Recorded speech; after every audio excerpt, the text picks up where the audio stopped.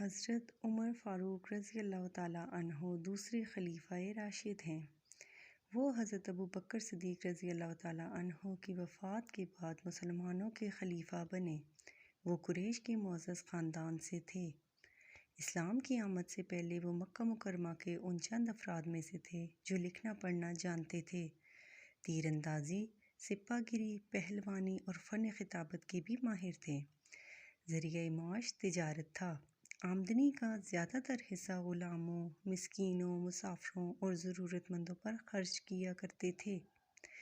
نبوت کے چھٹے برس حضرت عمر رضی اللہ تعالیٰ عنہ ایمان لائے۔ حضرت عمر رضی اللہ تعالیٰ عنہ کے ایمان لانے پر مسلمانوں نے خوشی سے زور کا نعرہ لگایا۔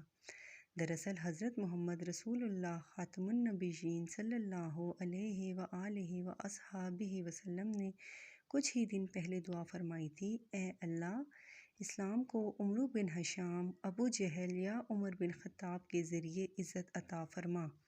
اسی لیے حضرت عمر رضی اللہ تعالیٰ عنہ کو مراد رسول صلی اللہ علیہ وآلہ وسلم بھی کہا جاتا ہے۔ ان کے قبول اسلام سے دین اسلام کو بہت قوت ملی۔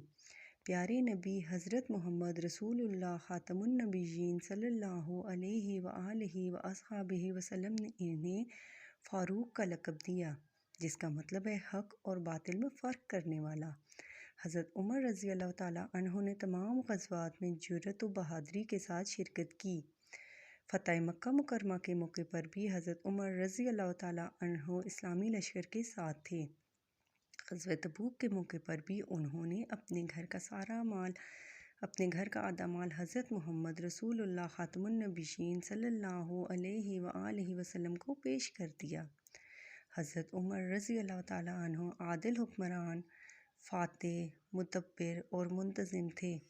حضرت عمر فاروق رضی اللہ تعالیٰ عنہ نے خلافت کو نہایت کامیابی اور انصاف سے چلایا اور ایران اور شام کو فتح کر کے اسلامی ریاست میں شامل کیا۔ لیکن حضرت عمر فاروق رضی اللہ تعالیٰ عنہ کے تقویٰ، سادگی اور قناعت کا یہ عالم تھا کہ کرتے پر کئی پیوند لگے ہوتے تھے۔ خشک روٹی اور کھجور کھا کر اللہ تعالیٰ کا شکر ادا کیا کرتے تھے۔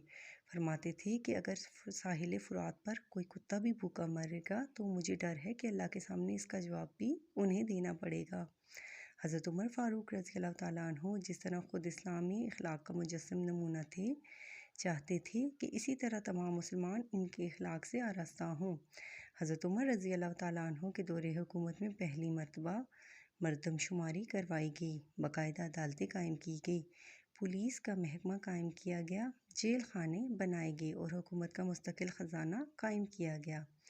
حضرت عمر رضی اللہ تعالیٰ عنہ نے یکم محرم کو 67 برس کی عمر میں شہادت پائی۔